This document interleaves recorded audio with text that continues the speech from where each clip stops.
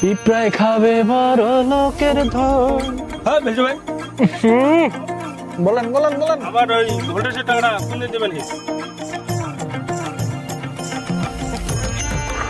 খুব গরম করছে।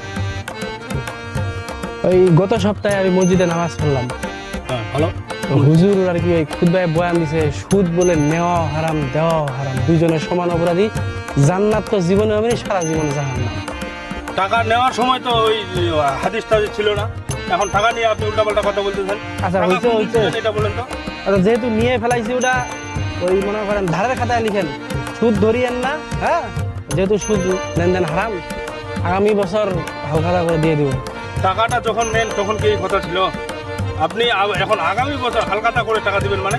বাঁচে যেহেতু আছি, টাকা পাবেন, একদম নো চিন্তা, বাড়ি চলে যান। আপনি কি সুদ কি টাকা দিয়ে কিনেন না মাগনা নিয়ে আসেন? আমি সুটকি নিব না কি নিবো এটা আমার ব্যাপার। আপনি আমাকে টাকা এই যে ইদারিং দেন, ইদারিং দেন। কালকে দেখা করেন, কথা হবে। পিঁপড়া খাবে বড় লোকের ধন।